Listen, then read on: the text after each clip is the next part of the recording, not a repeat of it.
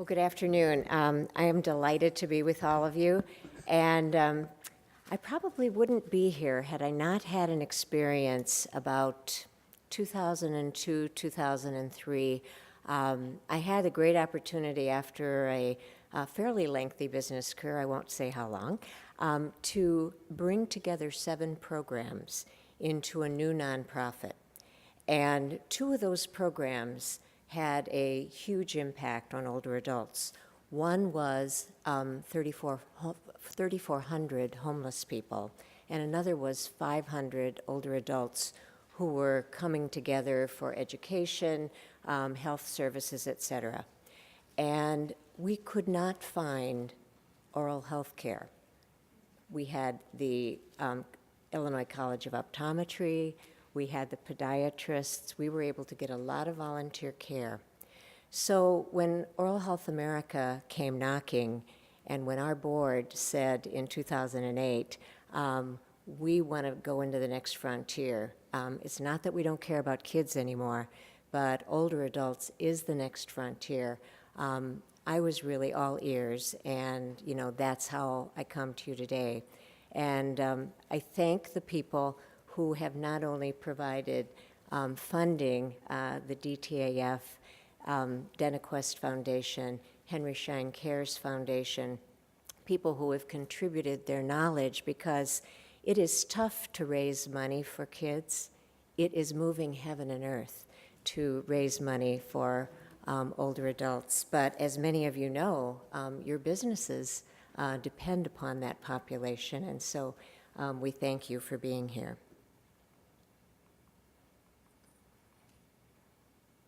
Laura, where am I here? Okay.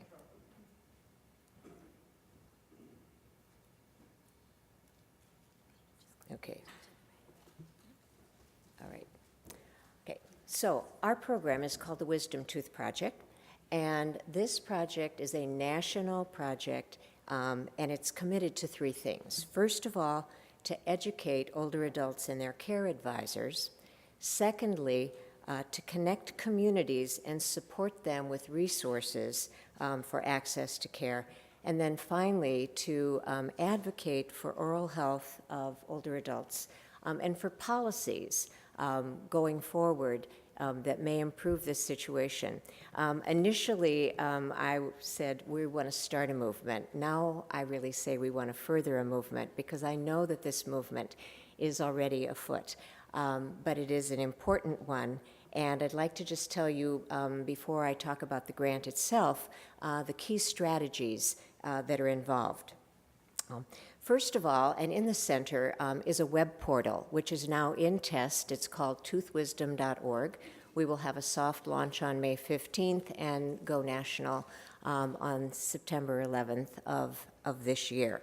And that portal is not only a national resource, but also a state-by-state resource for oral health services that will be informed by communities, and that relates directly to this grant.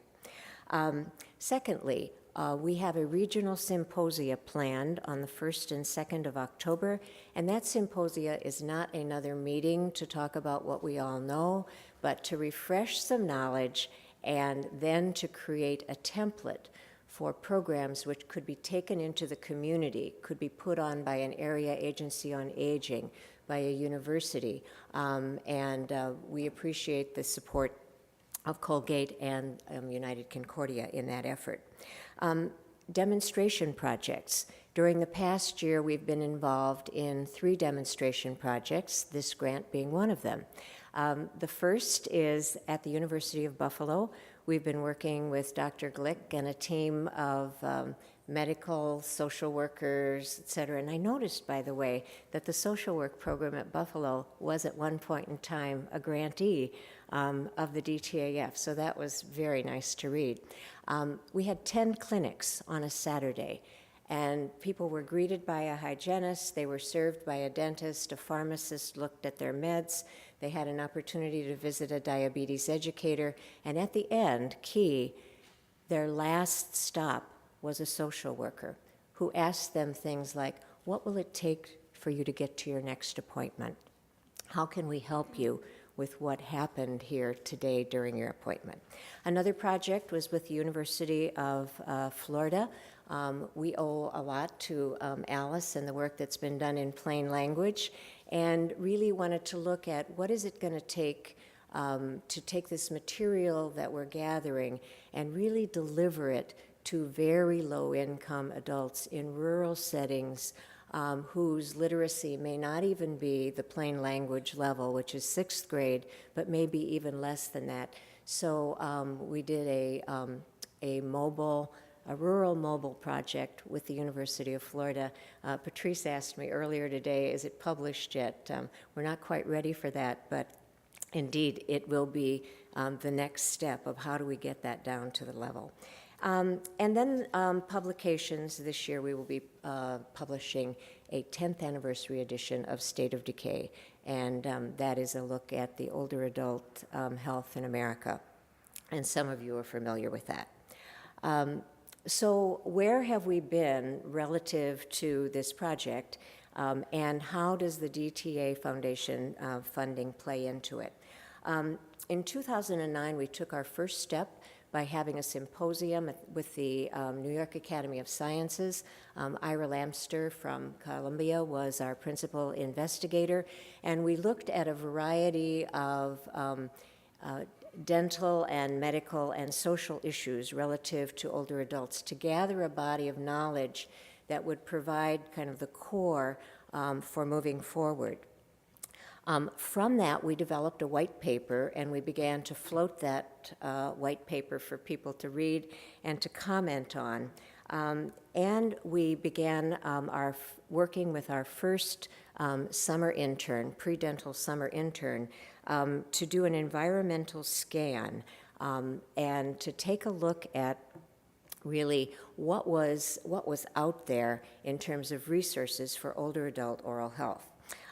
Simultaneously, and this is another serendipity, I think, the Dental Trade Alliance, not the foundation, but the Dental Trade Alliance has been funding a public opinion survey every year for the past 3 years. And one of the things we learned from that in a random selection of 3,000 people is 937 people said that they were caring for an older adult, a neighbor, a friend, a mother, a father. These were not people that were institutional care, but they were folks who were simply all of the people we know. It was such a striking finding that we went back to the DentaQuest Foundation and said, you know, instead of doing X, we'd really like to dig deeper here. And we'd like to find out what's going on with these caregivers. So we conducted a 2-day focus group in the state of Florida online with people who fit the specific role that we felt that we may be wanting to reach. And what we learned was that the number 1 concern was nutrition, the number 4 concern was oral health. Nobody connected the dots that maybe those things had something to do with one another, and that got our wheels spinning. So as we looked at how might we move forward, because at Oral Health America we are not dentists, we took our first report and we vetted this with the ADA's Elder Care Committee. So people with names that all of you would recognize. We said, what do you think about this? You know, are we on the right track? Might we move forward? Then we did a roundtable with public health folks at NOHC. We met with area agencies on aging and Geriatrics Association in DC. And finally, we came up with a concept. And in that concept, we said, if this is ever really going to be meaningful, in addition to the national site, we need to be able to go state by state. And who might be interested in a project like that? And that is when we came to the DTA Foundation and decided to pilot a state page with the state of Connecticut. The entire site is made up of national and local pages. We have MOUs with Special Care Dentistry and the American Dental Hygienists Association to provide content, and we have dental interns and fellows to convert that content into plain language. The dollars in particular went to a conference in Connecticut, multidisciplinary, dentists, hygienists, people from ARP, pharmacists, social workers, and asked them, what do you need? I couldn't tell you of all of it, but I have copies of the summary of all of the things they said they would need in a state resource. So with that, we then went to work and hired Blue State Digital, which is a firm who will allow us to really expand this concept of state pages, because it allows you to go very deep, to deliver information on a personalized basis, to deliver advocacy information, and this is the actual screen homepage of toothwisdom.org. There are blogs, there are health resources, and it will eventually be fully functional for patients, for caregivers, for health professionals. When you click on the state, every state, even today, if you go to toothwisdom.org, will have something in it on your state.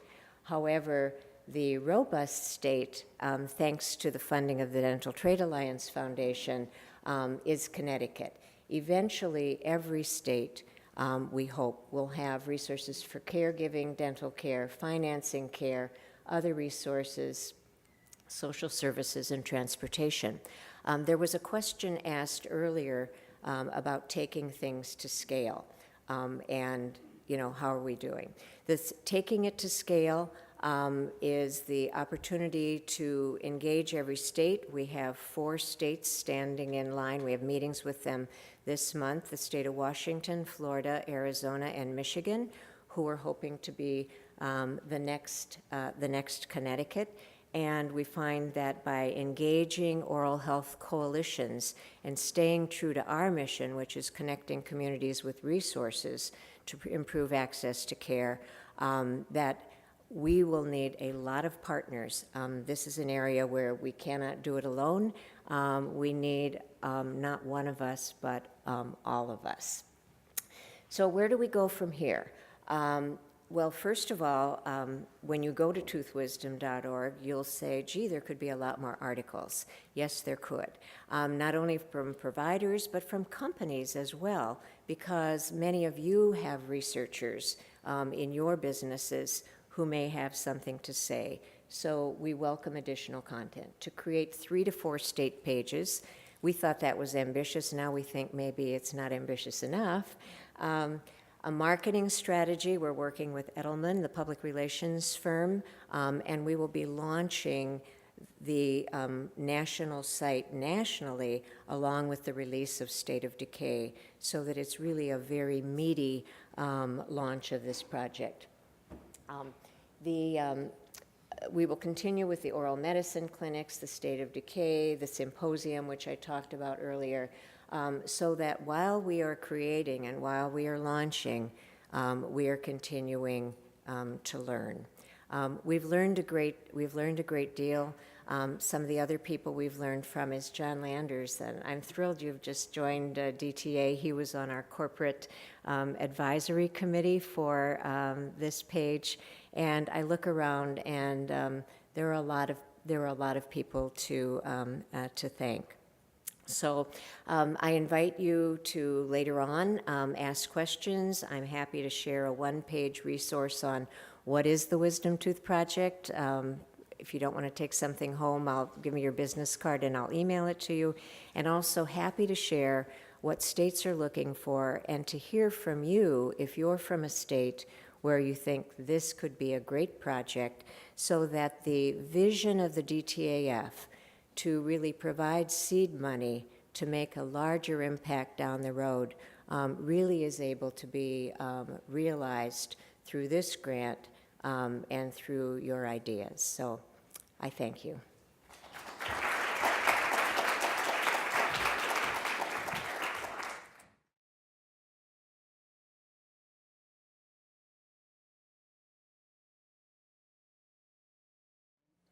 Good afternoon, and thank you for the opportunity to, first of all, hear about the exciting projects that are being undertaken and to share a little bit about the project that Apple Tree began with seed money from a Dental Trade Alliance Foundation grant. You were introduced to Apple Tree in the opening video, so I'd like to just run quickly through a few things about our work and then get into details of the grant project and our Apple Tree Rochester program. Our mission is to improve the oral health of people with special access needs who face barriers to care. And this has evolved over the 27 years that Apple Tree has been in existence, from specifically nursing home residents to a number of populations that have reached out to us for assistance. We do this by providing dental care through an innovative nonprofit staff model. We work as a collaborative team, collaboratively within Apple Tree's team and with our community partners. We also advocate for improvements to oral health care systems and financing in order to reach more of the people who need us. You saw our mobile dental office. This is our trademark, what Apple Tree is often known for. You saw this in the video. What you may not know is that Ken Austin, the founder of ADEC, the Austin Dental Equipment Company, met Dr. Helgeson, one of Apple Tree's founders, at a meeting and was so jazzed about what he was trying to do. This was many, many years ago, that he put the R&D into those custom bases. So this is ADEC dental equipment, the same equipment that would be installed in an office and is in fact in our fixed clinics. So when our dentists work in the nursing home and in the office, they're using consistent equipment, and the research and development was done by Ken Austin. Apple Tree uses a hub and spoke model to deliver care, and as shown on this map, the stars are a hub clinic and an operations base. The counties surrounding those hubs are shown in colors, and that is the reach of the mobile dental office going out and providing care at actually now 130 community locations across the state of Minnesota. Across all of Apple Tree's programs, interestingly, we serve, it's broken down a little differently in this slide, but over all the programs, we now see about 1/3 children, 1/3 adults, and 1/3 elders and people with special needs. So we really do serve people of all ages and of all abilities. In the 27 years, the demand for affordable and accessible oral health care has grown significantly. The number of programs that we have has grown to the 5, and the services provided within each of those programs has grown significantly. Each of the regional programs was founded in response to a call for help from a community organization, and each one of those programs has a rather unique flavor depending upon who it was that approached us and what the problem was that they were trying to solve. The specific program that I want to talk with you about today is one that was started at the request of 2 physicians, geriatric physicians from the Mayo Clinic. And I'll just take a minute to tell the story. They approached Apple Tree because they were having such difficulty getting care for their older patients. And they told us the story about being at a hospital with a couple of medical residents in tow, and the nurse leaned over and said, "You're supposed to do a dental exam." So in her words, Dr. Crane says, so I don't even know the tooth numbers, but I donned my glove and went to look in the mouth, and this woman, elderly woman, winced in pain. On closer look, the source of the pain was multiple decayed, broken, and infected teeth. So those teeth and the inability to identify what was going on with them had resulted in multiple hospitalizations for fever of unknown origin, many tests, and great expense, not to mention the suffering of this of this woman. So you'd think, happy story, now we know what the problem was and we can move forward. But unfortunately, it took months to find someone in the area who was prepared to take teeth out of someone with medical complexity, not good mobility, and not good finances. So they'd heard about Appletree and approached us. And it was at about this time that we applied for and received a Dental Trade Alliance Foundation grant, initially envisioned as being a 2-year grant with 2 purposes. The first, to launch the Appletree Elder Care Program, and the second, to pilot a direct reimbursement model, benefits tailored towards seniors and frail elders.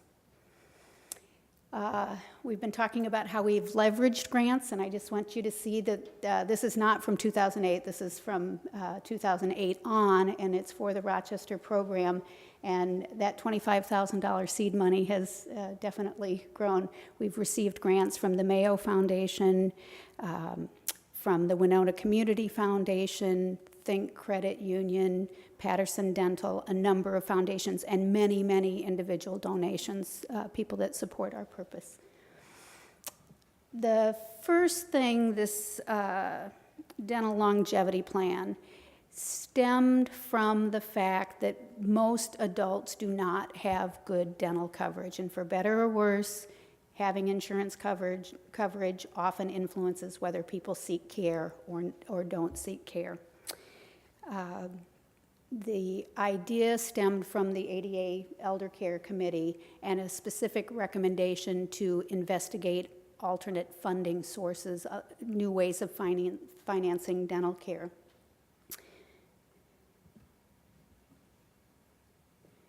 The idea was that there are dental services that are essential for seniors, and that if those dental benefits existed, dental providers could provide that needed care. The elders would have access to care, and the result would be improvements in not only their oral health, but their overall health. I won't go in this short time to the specific details about incurred medical expenses, but if you go to the ADA's website, or if you Google incurred medical assistance, medical expenses, you will find a step-by-step guide on how to use this. But in a nutshell, this is a way that seniors can pay for uncovered services. They need a hearing aid, eyeglasses, or dental care that is not covered. And this was the point that we were trying to build from, that a funding mechanism existed. However, traditionally it had just been used to cover services that weren't covered by medical assistance. So if there's a state with no adult dental benefit, incurred medical expenses could be used. We wanted to design a sensible oral health promoting dental benefit that could be funded through the same mechanism. So now to talk about the Rochester program. The second piece was to launch an elder care program, and this was in 2008. Started seeing patients late in 2008, and have grown to serving 19 different facilities. Last year, Rochester saw almost 1,500 patients, provided something like 3,700 dental visits, and did 1,500 in-mouth screenings in nursing homes. We have had to and chosen to diversify the patients that we serve in Rochester. So in addition to the nursing homes, combination nursing home assisted living and assisted living, we're also working with several group homes and group home providers, and also doing outreach clinics. And the outreach clinics were founded in response to serious problems with the dental safety net. A large private dental office that had provided medical assistance dental care gave it up in 2010 when the adult dental benefit set was cut in half, the reimbursement rate was cut by 1/3, and they were told that because they were private dentists, they were not considered critical access. They had thousands of patients who suddenly did not have a dental home, so Appletree responded in partnership with the community location of providing outreach clinics. Couple of photos just to show what we do. This is a nursing home resident being transferred from her wheelchair into our dental chair. And we see patients in their dental chairs. We transfer them to our dental chairs, whatever it takes to be able to provide the right level of care. But you can imagine that rather than requiring special transportation out to an office, being able to provide care where they live is a big benefit for the individual.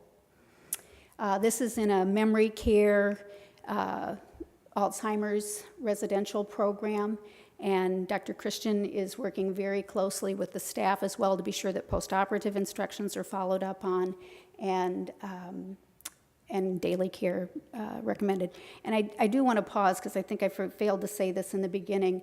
Many of the patients that we serve are every bit or more dependent upon others for their oral health care as children are. And I would argue that the consequences of elders having untreated dental disease has huge cost and health implications. So the fact that we can go and we can provide care to someone in a setting that is the most comfortable for them rather than transporting them out, I think goes a long way and speaks to our mission. I just had to leave this in. We take it very seriously, getting the care to people and getting people to care. So this is Dr. Christian at this campus of the Alzheimer's unit with her patient and one of the staff members and his walker, getting him from the cottage where he lives to the cottage where the mobile dental office was set up.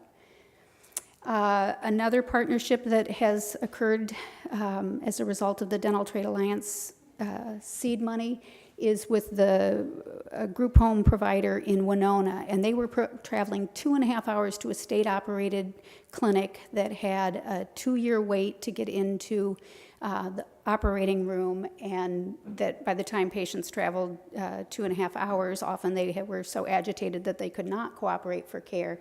So we have now established on-site services like you saw before, and in addition, an OR program in partnership with Winona Health for those who simply cannot cooperate for dental care. In Rochester, the result of diversifying our patient mix has been that although initially we were nearly 100% elders, those outreach clinics that I mentioned, we now have about 10, almost 11% of our patients are children, and then the remaining 90% is split pretty evenly between adults and elders. So the patients we serve in Rochester has changed since that initial funding. The payer mix is still predominantly public programs, and that has, I'm going to go quickly here, but that has very significant implications for our earned revenue. We work hard, and our dental teams are seeing more people every year, but if you look at what the write-off column is, you can see that working harder does not necessarily get us further ahead.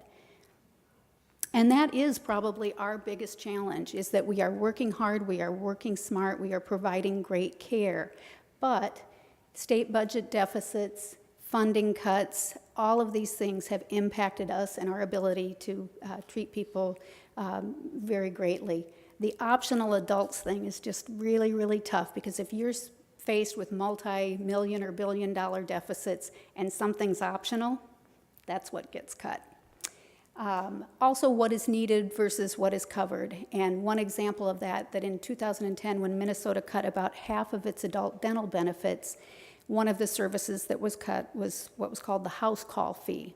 And at that time, they paid Appletree about $22, different payers, different amounts, but about $22 to offset our cost to bring our mobile dental office and our staff to that nursing home. Now, we've worked with our partners, found grants, found ways to cover that, but in the meantime, if someone is, instead of seeing us, if they're transported to a dental office using special transportation that can take them on their wheelchair, if they're on oxygen, the state pays manyfold that $22, sometimes $200 or more to transport them. So it's not a system savings by cutting that little house call benefit. The solutions that we have found and that we, frankly, continue to work on and continue to seek are innovative partnerships. And each one of those folks that we have worked with has brought something to the table. Perhaps they provide space for Appletree's mobile dental office to be set up. Perhaps they provide advocacy. We've had great advocacy by our group home providers at the Capitol about why this is important and why it matters for their residents. We have diversified the patients that we're serving, and we feel like we provide fabulous care and that it should be available to everyone. And we are continually seeking ways for private and public funding and private and public partnerships in order to achieve care. And I glossed over a little bit, but the Rochester program started in 2008, and in 2009, 10, and 11, each of those 3 years, we saw cuts in dental benefits in Minnesota. And at the same time, under siege by these amazingly shrinking budgets, staff at the Medicaid agencies actually were saying, we can't think about something innovative. We can't think about adding a dental benefit, all that type of thing. Now we're seeing glimmers that the economy is turning around. There's some new staff at the state that seem to be interested again, not just in finding things to cut, but in ways to provide care better and to look at the big picture of what are we spending, whether it's in the dental benefit or otherwise. So we feel like maybe it's about time for Dental Longevity Plan 2.0. So thank you.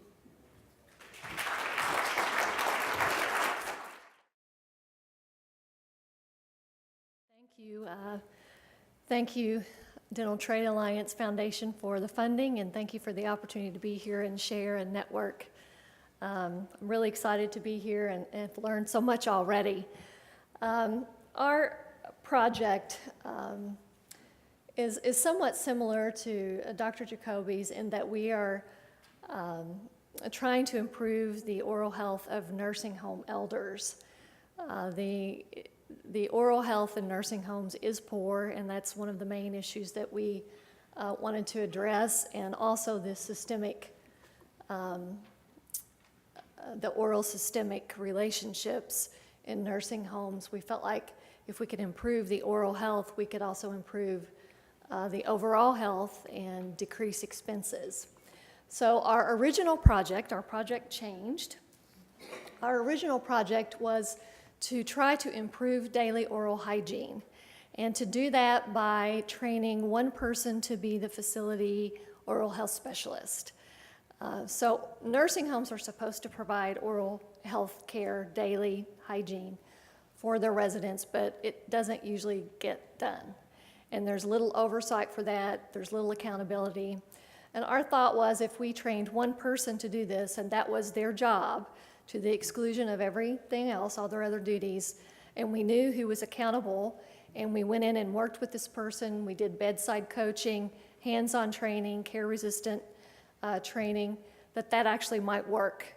And we had to find a person who was not turned off by brushing the teeth, and we found a great person to do that, someone who actually liked providing daily oral hygiene care, and we trained her to become the facility's oral health specialist. And we were very excited because we had previously done a survey and found that the two greatest barriers for good oral health in nursing homes were, one, providing dental services. A lot of dentists don't want to provide dental services to nursing home patients because of reimbursement and the complexity of their medical problems. And the second reason for poor oral health was difficulty in providing daily oral hygiene care. So we were trying to address that barrier. But shortly after we began our project, we found out that providing toothbrushing was not as benign as we thought. Something that seems pretty simple in a frail population that has multiple complications can be a little risky. So what we found was that some of the nursing home residents had dietary restrictions, which prevented them from intake of thin liquids. They weren't allowed to have even water.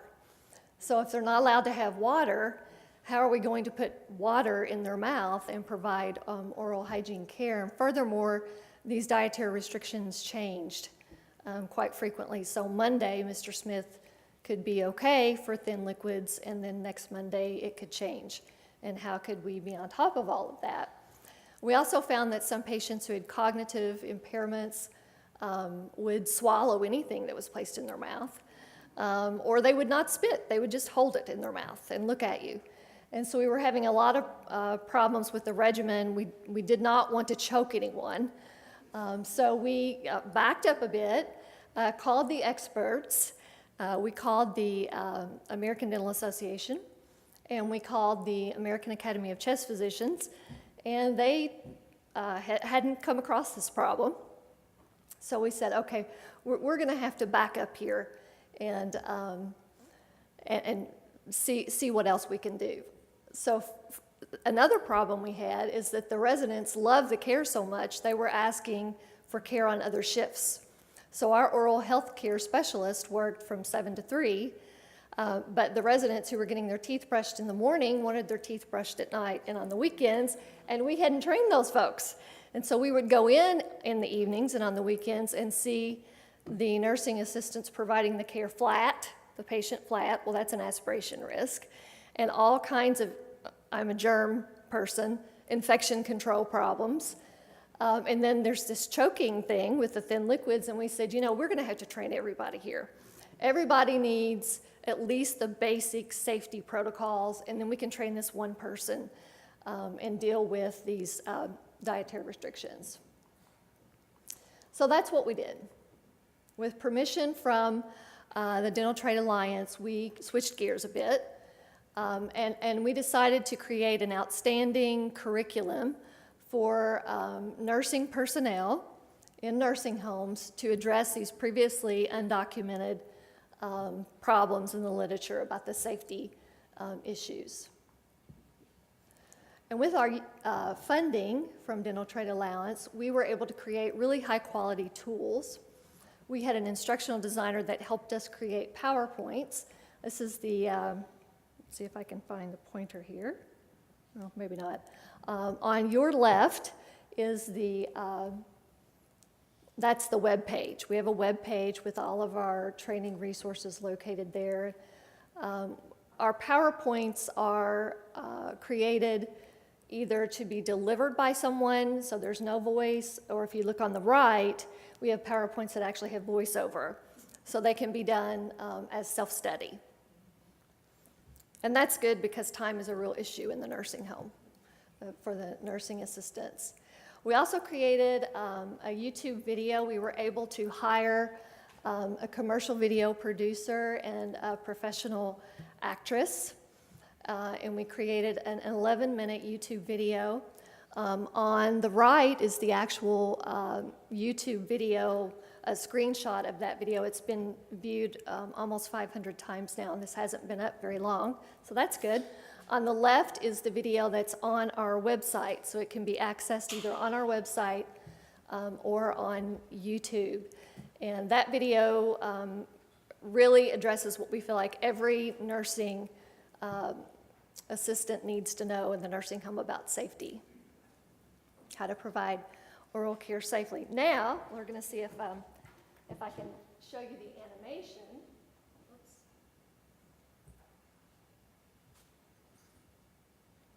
We also created an animation. One of the things we learned in the nursing home is that nurses respond to 2 words. It just creates a really good response from them. Not a good response, but it's meaningful to them when you talk about wound care and when you talk about pneumonia. Those 2 things get their attention. And so we thought, how can we get across to them the importance of taking care of the teeth? People are retaining their teeth longer. Not everybody is edentulous in the nursing home anymore. In fact, we saw about half of our patients had their teeth, at least half, and they have terrible amounts of plaque. You just can't imagine. So we made this video about the mouth being a wound, and that this wound needs care, just like any other wound in the body. So let's see if I can get this to play.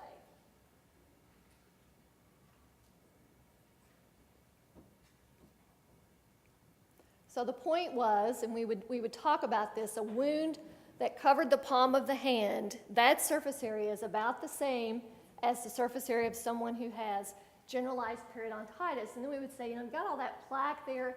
That plaque is actually dripping bad germs into the blood. And when those germs get into the blood, they cause all sorts of problems with management of their diabetes. That plaque can be inhaled and cause aspiration pneumonia. It can cause problems with risk of stroke. And that really seemed to resonate with the patients, with the nursing assistants. Let's go back to, and that animation is on the website. So what's special about the training tools created? Well, one thing is that we feel like we're addressing safety precautions that have not been addressed in the past by other training tools. And what we did is we have this information in our PowerPoint and in the video, but we also, for our nursing home, created a red safety precautions laminated sheet. And so the nursing assistants take this with them bedside, and we also have other colored sheets that have task lists. This is like a little recipe card for how to provide daily oral care. Then we also have created different links to help with the time constraints. Nursing assistants are really busy people. They have a lot of jobs to do. So we created an advanced curriculum for the oral health specialist, which is quite a bit longer. But we also have basic training for all nursing assistants. We have that 11-minute video, and in a real time crunch, they could watch that on their own time. We have a 30-minute PowerPoint and a 45-minute PowerPoint. And all modules were made so that they could either be presented by a dental professional or they could be self-instructional. And much like, I think it was the Wisdom Tooth Project that you presented, we have 3 different groups that we're targeting as well, and that is dental professionals, nursing staff in nursing homes, and then families. So one of the things we have on the family portion is information that families should share with the nursing home when they admit their loved one to the facility. So we have a whole sheet of things that families need to tell the nursing home when they admit their loved one to hopefully help the nursing facility provide better care for them. But the most important thing about these resources is they are free. They're free. There's lots of, there actually are several curriculums out there, but most of them cost money, and these are free. Because they are free, and they're free because of the Dental Trade Alliance Foundation, because they're free, we've had lots of people ask us if they can use them. They don't even have to ask, but they do. We've had state oral health departments. We've had several universities ask and are using these. The Alabama Department of Public Health, Maine CDC, Delta Dental of Iowa, Oral Health Kansas. We're doing a project now with Medical University of South Carolina. Nationally, I noticed that one of the 2012 recipients of a grant through this foundation is the American Medical Directors Association. They are using some of our tools with their oral health toolkit. And we're actually even now in Australia. We have someone who is training nurses in Australia using this curriculum. This project led to legislation. One of our state legislatures got wind of what we were doing and actually passed some legislation that said we would do this, not completely statewide, but there would be some nursing homes in Kentucky that would have oral health specialists trained through money from the state, and they will pay the salary for that person. And then we have leveraged this funding to get another grant from NYU. This is an interprofessional grant, so we'll be using the tools that we use for nursing assistants. We actually have already modified it to train nurses and nurse practitioners at Medical University of South Carolina.